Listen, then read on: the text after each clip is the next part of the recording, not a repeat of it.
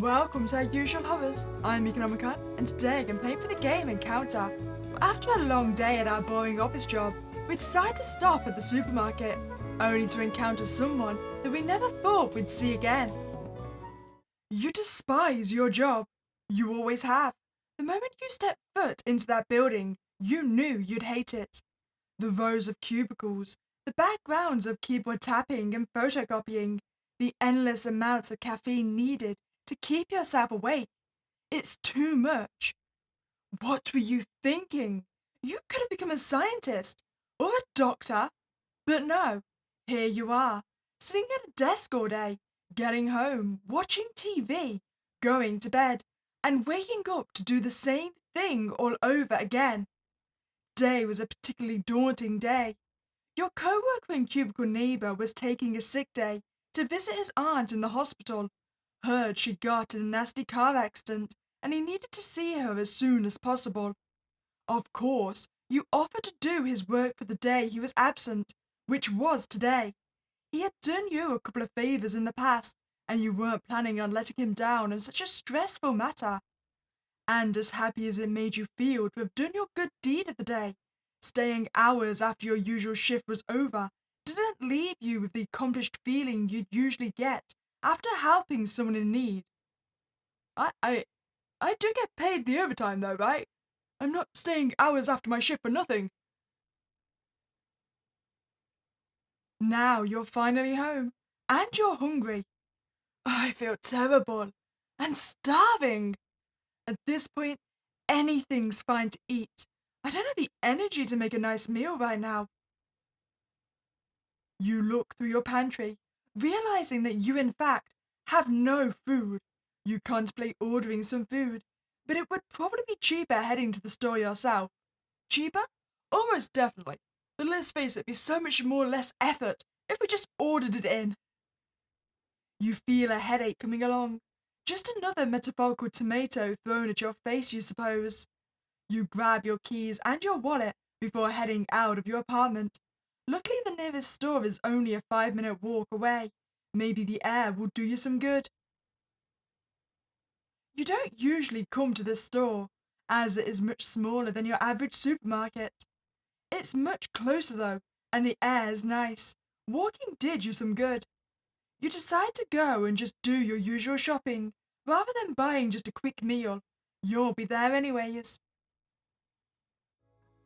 You walk into the store, only now realizing how late it is. There is one person working the cash register, and only about 4 other customers. One is already making their way to the exit. There's about 20 minutes until closing time. I should be done by then anyways. Oh no, I'm one of those kind of people that come in at the very last minute at closing time and try and do a complete shop. I am a nightmare, it seems. You walk into the first aisle, scanning the shelves of their different products, varying from pasta to cans of food.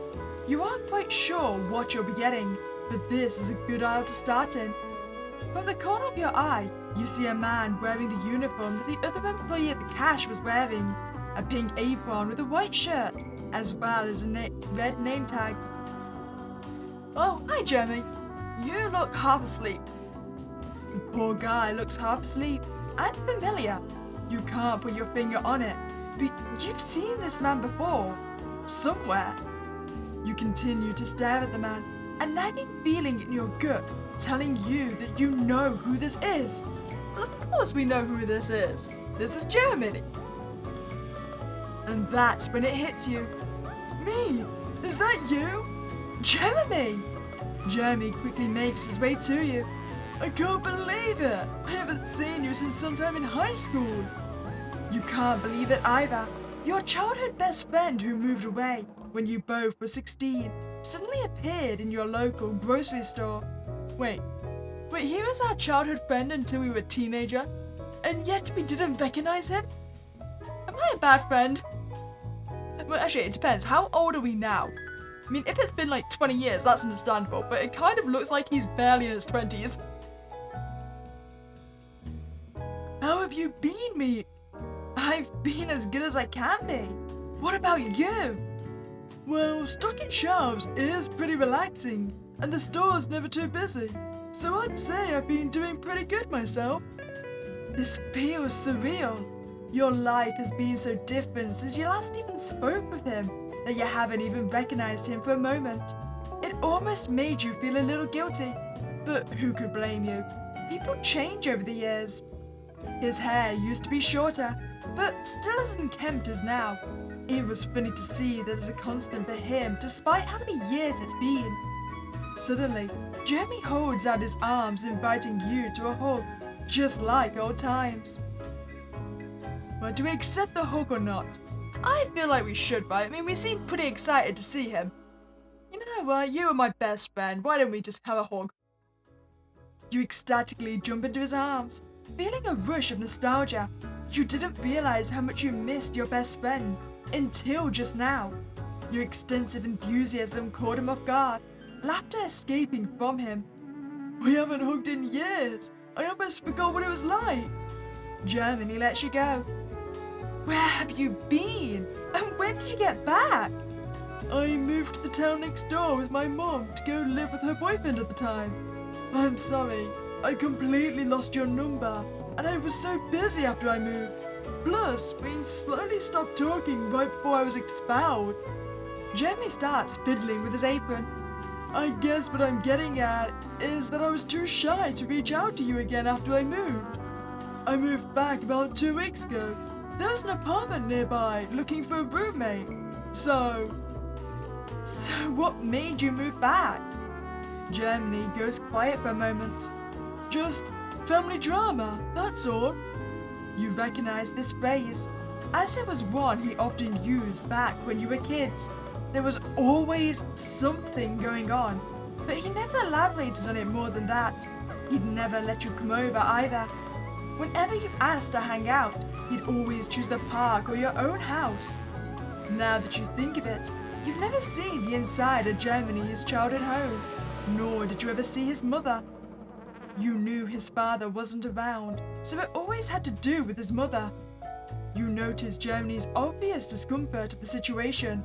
Maybe it would be better to switch subjects. Wait, so when we said we've never seen his mother, it's like we've never seen her in passing or we've never interacted with her. If we've been friends since childhood, it'd be pretty weird if we've never even seen her around. We're sure she exists. So, what high school did you transfer to after you got expelled?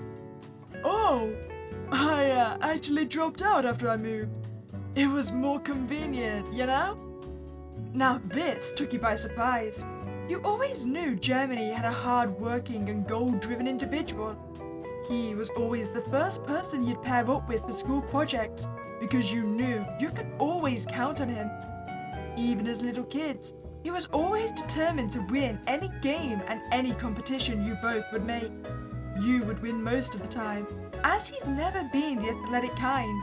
But even so, he was always determined to be number one. Plus, he never took a loss to heart, which was a quality most 8-year-olds didn't have at the time. Either way, it was almost unbelievable that he had given up on graduating. You could almost recall word for word the plans he had after high school. He couldn't wait to get on with his life and do some great things. But now that you recall it, Germany started acting a little less determined the closer and closer he got to the point of being expelled. You know, my mum and I were always a little tight on money. I kind of took it upon myself to help her. Her boyfriend wasn't the richest guy around either, so I just did what I had to do. Germany lets out a laugh. He wasn't the most pleasant guy either, so it was better being at work than at home with him. He seems to be fine with his past and current situation, but you can't help but feel a little bit bad for him. Germany stops laughing when he reads your face. Hey, don't even worry about me, alright? You seem to be having very bad luck at conversational topics today. The conversation goes quiet, and it feels like you're cued to head to the next aisle. That's probably for the best, I mean, we did only have 20 minutes. I think I'll be heading to the next aisle now. I know you've got your job to do. It was nice talking to you, though. Germany nodded, straightening his apron. Of course. Enjoy your shopping. Let me know if you need anything. And that was that. You moved on to the next aisle, leaving Germany behind. You begin looking at the lines and lines of food, but your mind is somewhere else. Who would blame you? You just bumped into someone you thought you'd never see again. You find yourself thinking back to the time that you both had first met. It was a park nearby, a minute walk to your house, or 30 seconds for you, since you were always too eager to get there. It was a nice park, adorned with squeaky swings and colourful slides. The wood chips would always get stuck in your shoes, and the sand from the sandbox would always be overflowing from kids throwing handfuls of it overboard. The older kids would always be on the monkey bars, so you'd have to set up the slides or the swings most of the time. That's when you met Germany for the first time. Oh, I don't mind that. The older kids can have the monkey bars. Swings are by far superior. It was a week before first grade, and after pleading, your parents brought you to the park. You were having so much fun that you decided that paying attention to your surroundings wasn't a priority anymore. You actually ended up crashing into Germany, sending you both tumbling to the floor. It completely knocked the wind out of you both.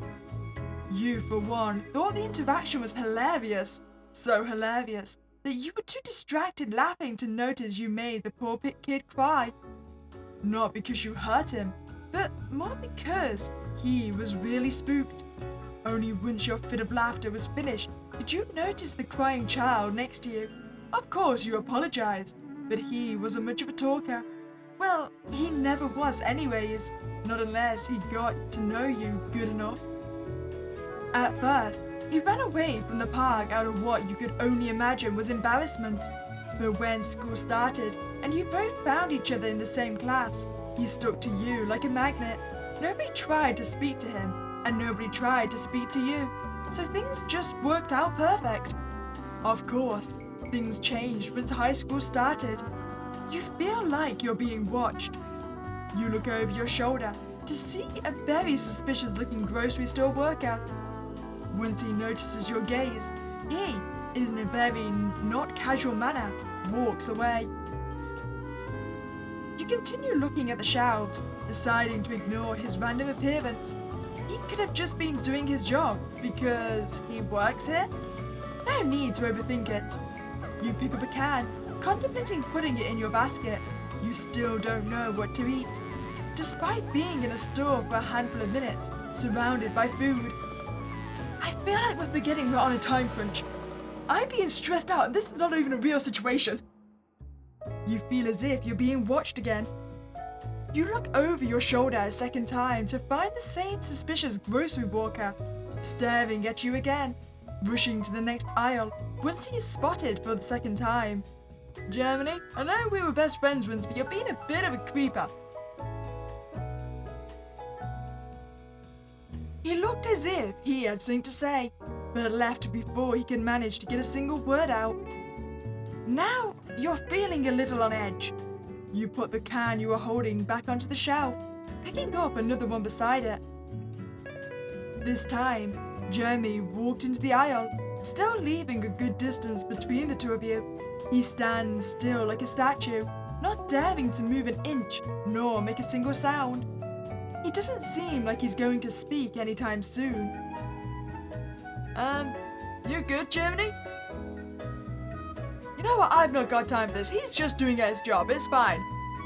You feel like an attention seeker thinking that he could actually be trying to watch you. Why would he be doing that? He works here. A minute passes in complete silence. You're at a loss as to what to do. He hasn't moved an inch since he stepped into the aisle, and neither have you. You reluctantly look back at him, hoping that he does, well, anything. Any sign of life coming out of him would be greatly appreciated.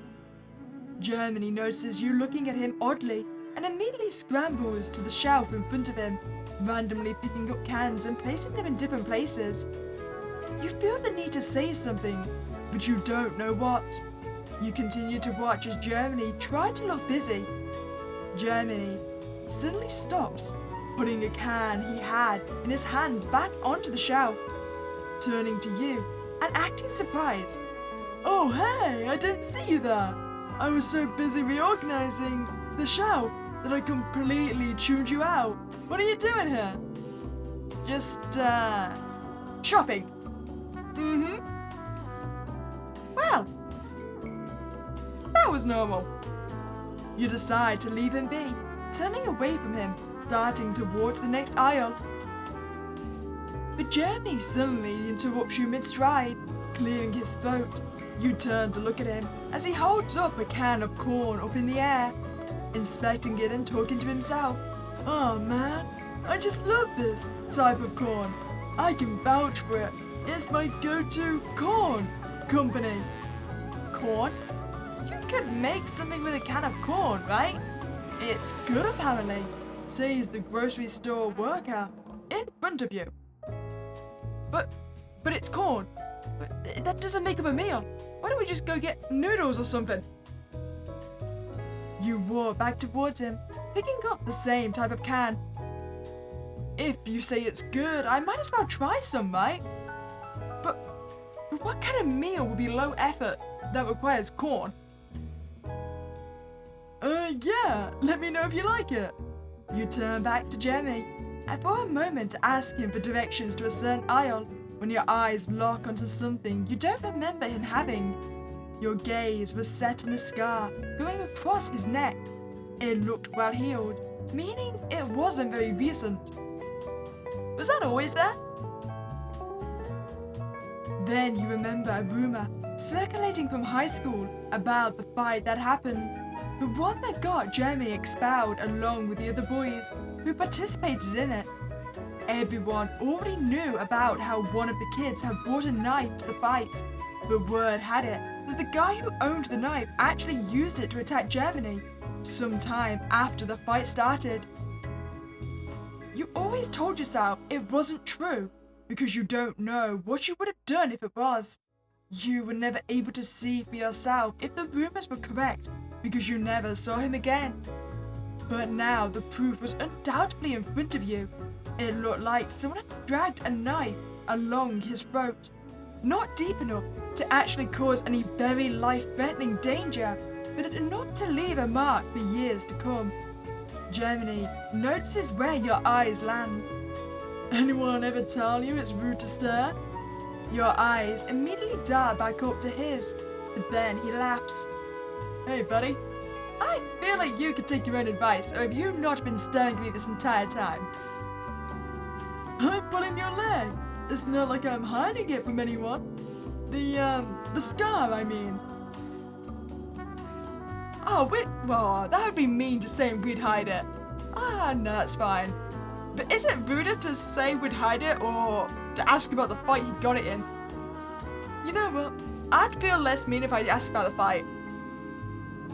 "How about you tell me about what you know first so I can fill in the blanks?" You tell Jeremy what you know. The fact that the fight happened somewhere behind the school. He was cornered and someone brought a knife. No one knows exactly why the fight began.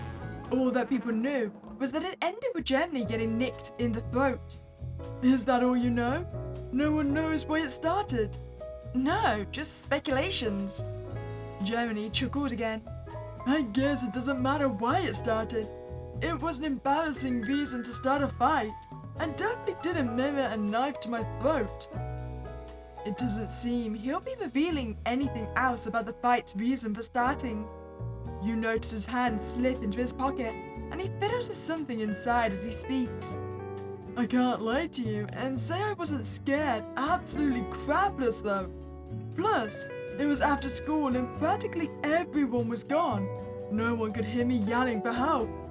I did learn I could throw a mean punch that day though. Knocked one of the guys to the ground. It was an entire group against him. An unfair fight, especially when said group brings a knife to it."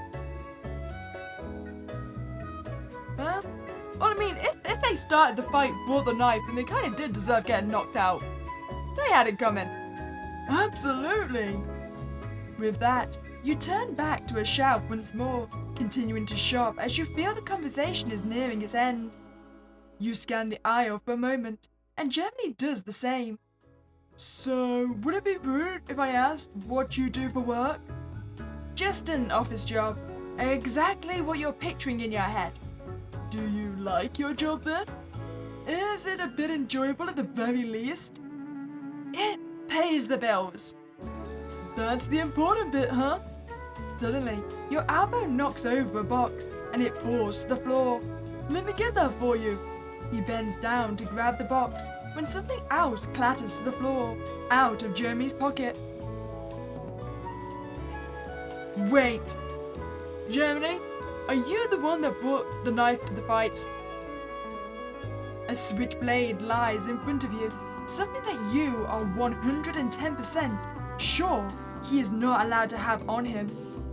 I mean, I suppose there could be a reasonable explanation, right? I mean, maybe he's still traumatized from the fight that he carries one around with him. Then again, I don't feel like it's that innocent. Germany immediately picks it up and shoves it back into his pocket. The fact that he immediately went to hide it makes him seem even more guilty.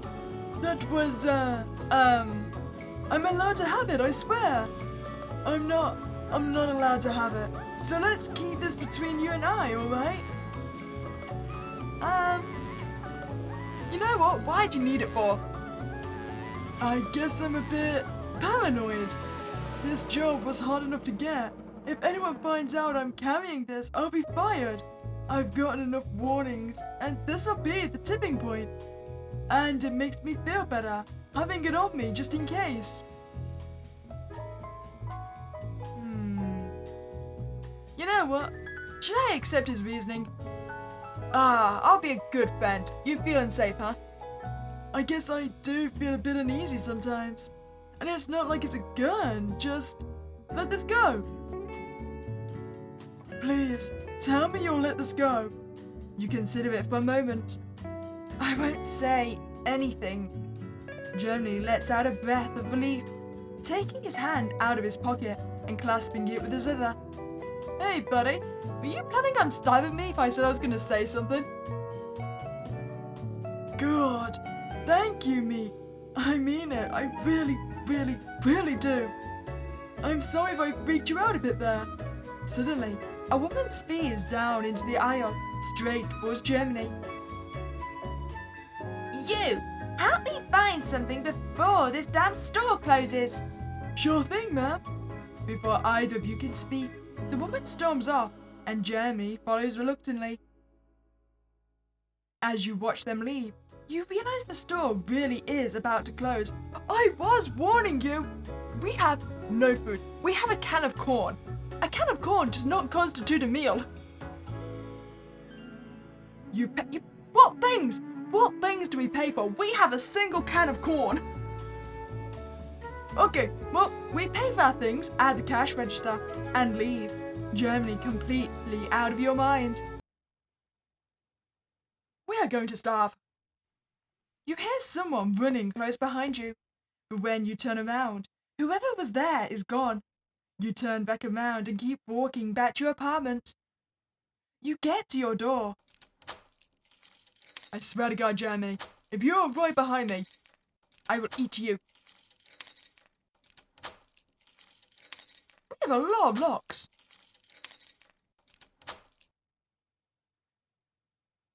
You unpack everything you brought, putting things in their respective spots. Your arms are sore from walking with all the bags you brought. Quickly, you make yourself a meal and eat it hungrily. You put away your dishes before you get ready for bed. Finally, you tiredly collapse onto your bed, phone in hand. You stare up at the ceiling, allowing yourself to finally unwind after a stressful day. Suddenly, your phone chimes up. You read the spam message notification before blocking the contact. You put your phone down. Ending 2. Spam message. Better get some rest for work tomorrow. Let me guess, was the spam message Germany? Then again, how would he have got our number unless I hadn't changed since high school? Okay, let's do a completely anti-Germany run, so just offer a handshake instead.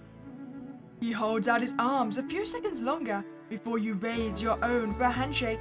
He stares at your hand looking confused, before shaking it. Long time no see, huh? It has been a long time. So long that you're not quite sure what to say anymore, let alone hug him. A handshake felt much more appropriate. Germany clears his throat before smiling again, hoping to clear the awkward atmosphere. Well, no need to act like a stranger. We're friends, aren't we? Friends? Maybe? It has been so long since you've last even seen Germany that it feels almost hard to tell. Of course, you still have some fondness for him since you two were best friends. But that was a long time ago.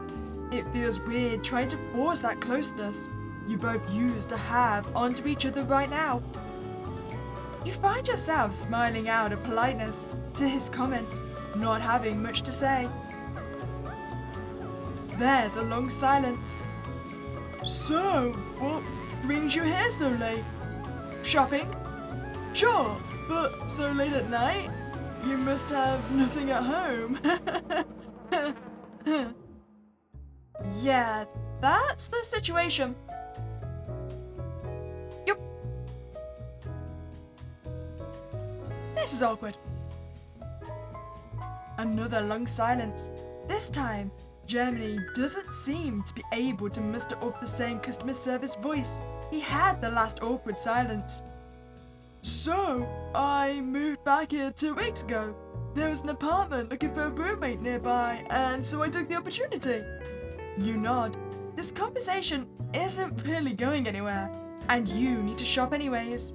The conversation has gone quiet, and it feels like you're cued to head to the next aisle.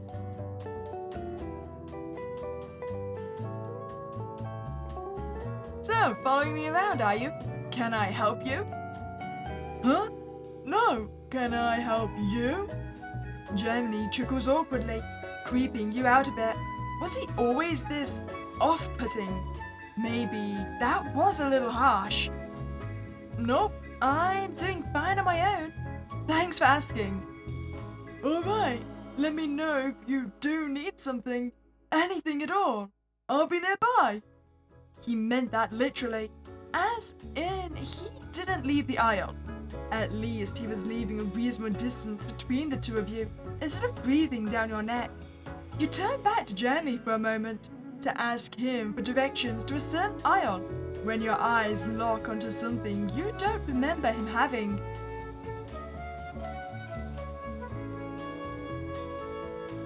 I'm gonna feel bad for this, but I'd hide it. Germany looks taken aback for a moment, before chuckling quietly. It isn't something I'm particularly ashamed of, so I don't see a need to, you know? You do know why I got it, right? I'm surprised you of all people would tell me something like that. You recall the rumors of what happened that day in high school, when the fight happened. If anything, it sounded like he was attacked, and he tried his best to fight back, which led to the scar. See, my point is though, if he was the victim, why was he expelled? Or maybe he was expelled because the people that attacked him had connections, right? You were attacked? What does that have to do with me? Oh, never mind then. I guess I assumed you knew. Word travelled fast in that school. A long silence follows his words. You genuinely cannot remember a single thing about the fight, besides the basics. He was attacked, someone brought a knife, and he got the blade in his neck. Well, this is embarrassing. I guess I could tell you if you're curious. But before you could answer, he interrupts you with a nervous chuckle. or not. It isn't that big of a deal. High school drama's long gone, and I guess I could cover it up. The scar, I mean. Another daunting silence commences, and you take it as your cue to turn your attention back to shopping. You scan the aisle for a moment, and Germany does the same. I'm afraid, Betty, I'm gonna need to tell someone. It's dangerous for you to have that. No, you can't! I need this job, and I need the knife. I would never use it on anyone, I swear. You know me. I wouldn't even dream of it. Then why do you need it? Why did you hide it so quickly? I would never use it on anyone. Just do me a favor and let this go. You're being childish. You're not allowed to carry something like that. I can't let this go. I would never use it on anyone. Just leave it alone. Germany looks off to the corner of his eye for a moment, looking for anyone who might be entering the aisle. Well, this is gonna be a mistake, but we're apparently gonna try and take it from his pocket. I am definitely getting stabbed here. As you take a step closer and reach out towards him, his eyes snap back towards you. Suddenly, he throws his fist seemingly out of instinct, uppercutting your chin. You feel dizzy, and soon your mind fades into nothingness. Maybe that's at least better than us being stabbed? And suddenly, you open your eyes, unable to see anything in pitch black darkness. Confused and alerted, you try to make sense of your surroundings. You are lying down somewhere. The walls are tight around you, and the ceiling is practically touching your nose. Am I in a coffin? You desperately pound your fists at the ceiling. Nothing. You hear the car engine start. Ah, not a coffin then, just the boot of a car. Ending one. He didn't mean it. He swears. He would never hurt anyone. You know him. Wait, maybe I take it back. That looks certainly coffin-like. I'm gonna die, aren't I?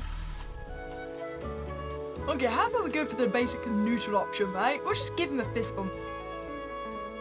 This causes Jeremy to laugh as he enthusiastically fist bumps you back. A wave of nostalgia washes over you as you recall doing this countless times as kids.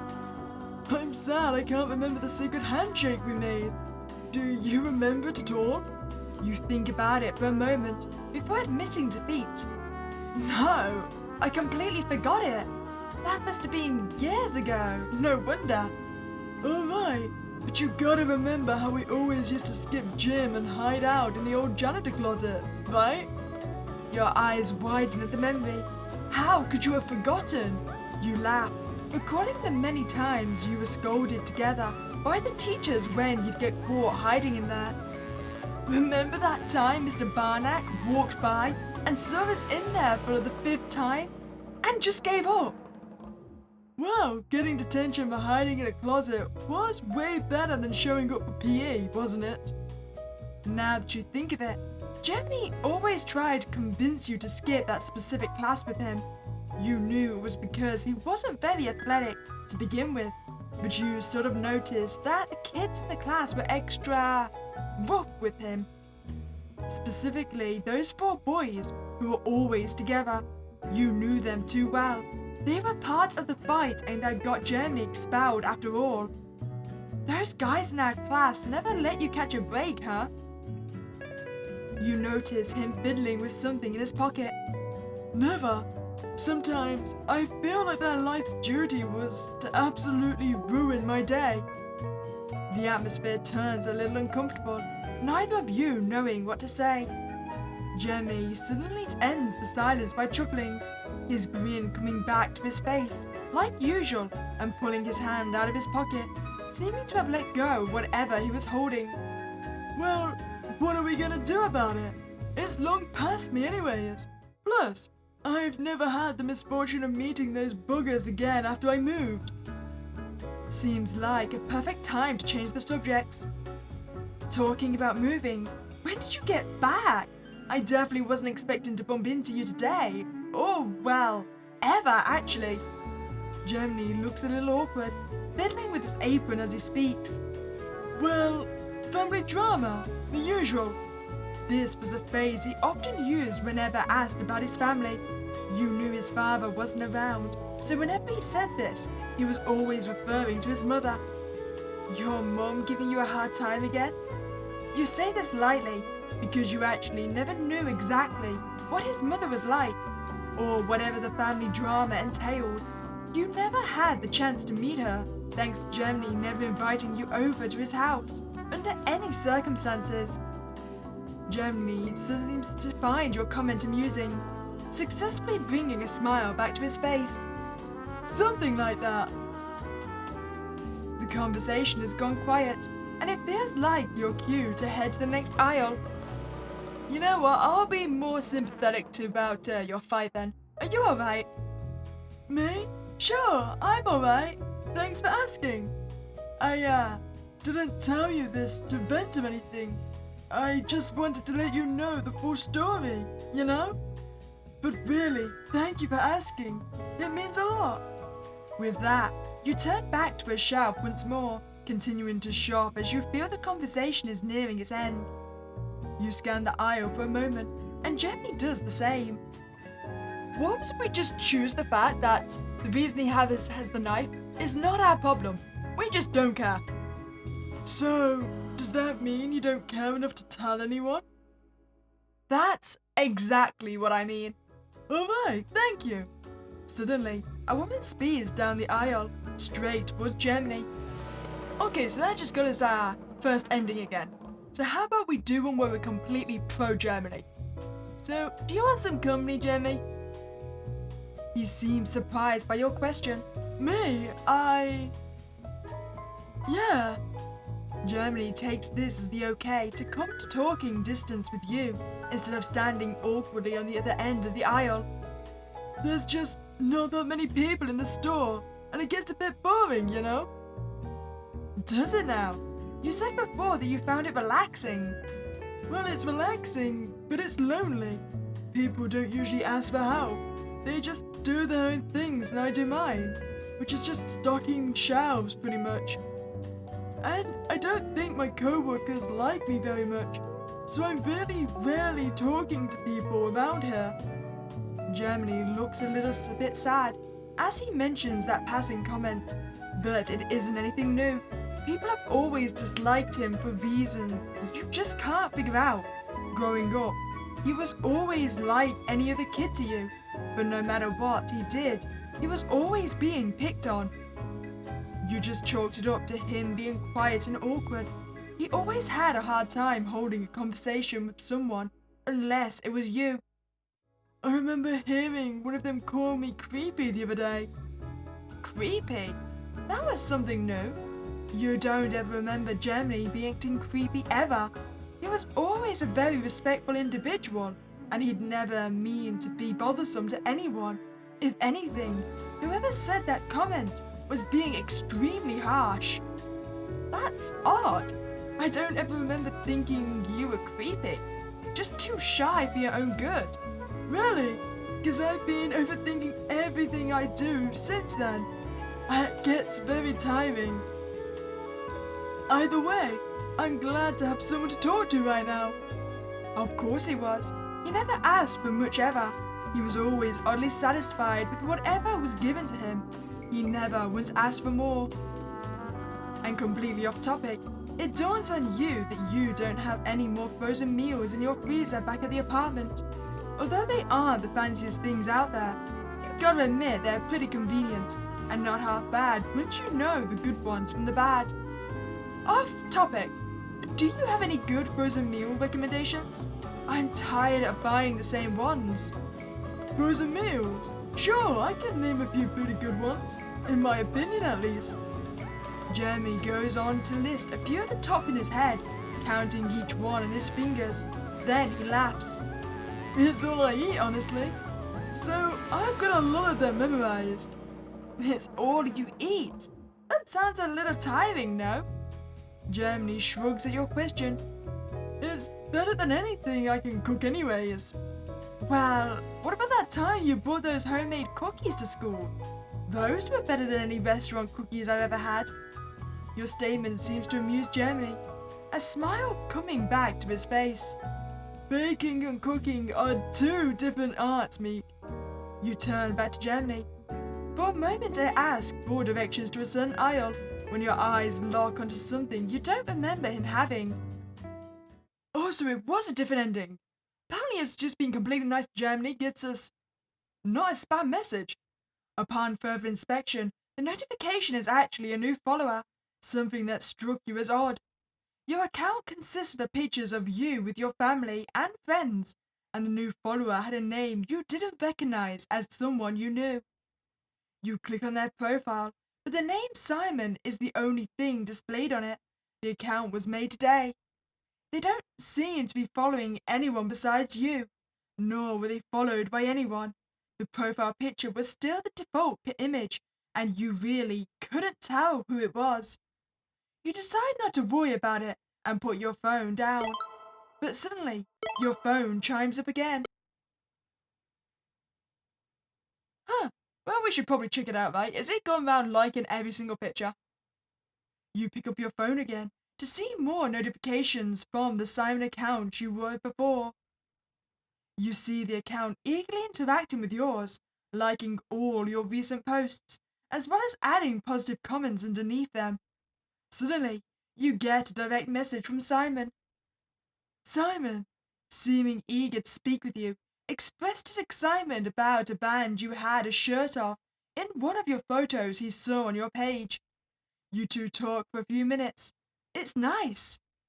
But finally, you put your phone down and get some rest. Why would we think it's nice? I mean, my issue is that not only that we don't know who it is, but because it's A, new account, and B, follows no one or no one follows him, he would have to actively have searched for us, right? Especially because it doesn't sound like we're a massive account to start with. I mean, we all know it's Germany, but still, I'd be a little bit creeped out. The next few weeks go by as usual. Same office job, same schedule, same subway ride home. The only difference now is that you seem to have made a friend with this Simon. You two would talk frequently, and you began to find yourself awaiting his replies eagerly at times. Embarrassing? Maybe, but it did make your day less dull. Then, one day you got home and noticed your windows wide open. At first you thought nothing of it, until you remembered your apartment was on the first floor, meaning anyone could have gotten in if they wanted to. You look around briefly, but everything looks as it should be. Nothing of value is missing either. But then you notice a paper sitting on your kitchen counter that you are sure you didn't leave there. Apparently I've not got a choice. Let's read its contents. You hadn't told Simon about any of your personal information. Hello! Thought I'd stop in and say hi, but you weren't here. Simon! You immediately informed the authorities, and an investigation began, but there were no current leads. You were left in suspense for the foreseeable future as to how this could have happened. After the investigation began, things settled down. Simon's account was practically wiped out of existence, to your and the authorities' dismay. For a while, it was okay, but then things in your apartment began to go missing. Things would be misplaced. Sometimes your chores seemed to do themselves, or maybe you're just forgetting that you did them. Sometimes you hear footsteps at night. Maybe you're hearing things. These reassurances don't change the fact that you're paranoid. Then there's a new note, and another, and another, and another. Ending 4. You frantically look around for any sign of Simon in your apartment, but he is nowhere to be found. The notes continue. Every week, a new note is left mysteriously in your home, each more threatening than the other. You make sure to lock all of your windows, but somehow Simon continues to enter. You request a lock change, which is granted. A month passes by without any other issues, and you slowly begin to live your life as you once did, unafraid to leave your home. Then, somehow, against all odds, a new note appears on your fridge. Miss me? So I'm assuming our last ending then is going to be if we ignore the notifications about Simon, right? So if we never interact with him, we never get closer. You ignore the notification, but suddenly your phone chimes up again. No, we're going to ignore it. Come on now, ignorance is bliss. You ignore the notification. Wait, do I not get a choice? Don't think I do I? Ah, man, I'm not allowed to ignore it. Okay, I think I found our last ending. So as if we go completely neutral and don't grass him about the knife. You read the notification and learn that you've got a new follower. Upon further inspection, you see that the new follower is an account you created today with the name of Simon. The account doesn't have any followers and follows one person, you. You find that a bit weird, considering you only uploaded occasional pictures of you with your friends and family. But you shrug it off and turn off your phone. Days go by, and you've completely forgotten about it. Ending 3. Ghost Follower. I'm still so curious about that fight though that got Germany expelled. I mean, it was actually his knife. I feel like it probably was, right? If you enjoyed that playthrough, I'd really appreciate you to like this video and subscribe to this channel. But other than that, it's a spooky day and I'll catch you next time, guys.